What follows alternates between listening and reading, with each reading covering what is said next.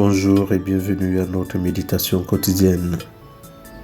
Nous sommes aujourd'hui le jeudi de la 3e semaine de Carême, année liturgique C. Le Seigneur soit avec vous. Évangile de Jésus-Christ selon saint Luc. En ce temps-là, Jésus expulsait un démon qui rendait un homme muet. Lorsque le démon fut sorti, le muet se mit à parler, et les foules furent dans l'admiration.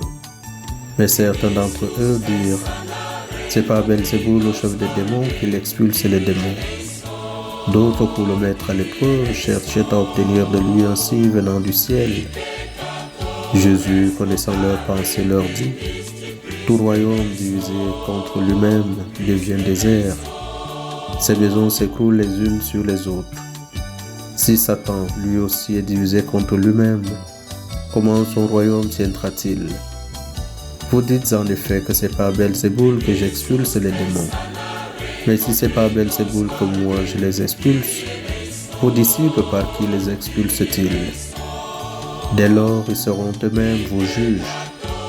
En revanche, si c'est par le doigt de Dieu que j'expulse les démons, c'est donc que le règne de Dieu est venu jusqu'à vous.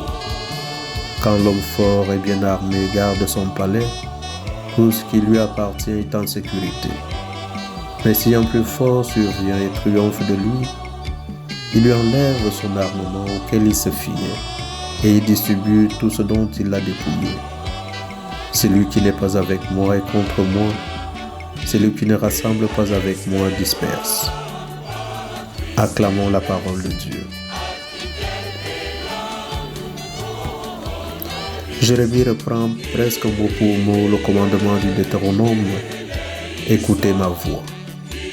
Malheureusement, comme ce fut souvent le cas pour le peuple d'Israël et pour nous aussi, il est facile de ne pas écouter. C'est le cas lorsque l'on est centré sur soi-même, préoccupé uniquement par son propre intérêt, sa propre tranquillité d'esprit, son propre bien-être, ou lorsqu'on se fie uniquement à ses propres convictions, à ses propres habitudes, à ses propres traditions, même religieuses, et que l'on ne fait pas confiance au Seigneur et à sa parole. Mais le Seigneur ne cesse d'envoyer ses prophètes pour secouer la surdité des oreilles et la dureté des cœurs des Israélites. Car Dieu connaît bien notre faiblesse. Néanmoins, il ne se résigne pas. Il continue à vouloir changer nos cœurs, à élargir nos esprits, à nous faire participer à sa pensée et à son œuvre. Il demande aux prophètes de parler au peuple clairement, sans rien cacher. Voilà bien la nation qui n'a pas écouté la voix du Seigneur son Dieu et n'a pas accepté des leçons. La vérité s'est perdue, elle a disparu de leur bouche. L'insistance du Seigneur à envoyer des prophètes est semblable au semeur de la parabole évangélique qui ne cesse de semer la semence partout dans l'espoir qu'elle ne prendra pas seulement racine, mais qu'elle portera du fruit. Jésus seul peut rejeter le mal. Il fait sortir le menteur de l'homme possédé de mutisme. Il lui permet enfin de s'exprimer et de vivre. Alors que la foule est dans l'admiration de ce que Jésus vient d'accomplir, certains se mirent à dire: c'est par Belzéboul, le chef des démons, qu'il expulse des démons. Furieux de la proclamation de la parole de Jésus, le menteur se manifeste. Jésus est venu pour combattre les forces du mal et du démon. Le mal a des racines si profondes en nous que nous ne pouvons pas les éliminer. Nous recourons vite à Jésus quand le mensonge sévit autour de nous et qu'il met le trouble par la confusion du bien et du mal. C'est dans sa passion et dans sa résurrection que Jésus nous libère.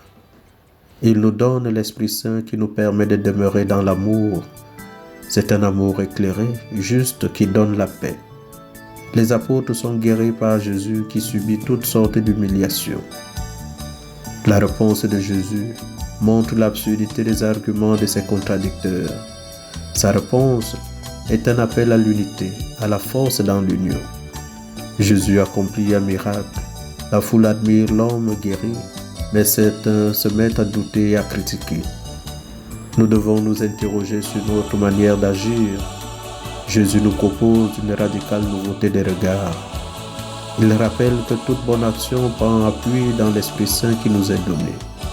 Il nous propose d'entrer dans son action. là où est le règne de Dieu. Pour entrer dans ce règne, nous devons accepter de renaître. Jésus est là, amour et bonté pour nous. Il nous ouvre un chemin par son agonie. Jésus nous donne l'Esprit Saint pour que nous soyons délivrés du mal jusque dans les profondeurs de notre être. Il transforme notre vie, toute notre vie de l'intérieur. En lui, nos faiblesses et toutes nos situations de fragilité deviennent un chemin de victoire.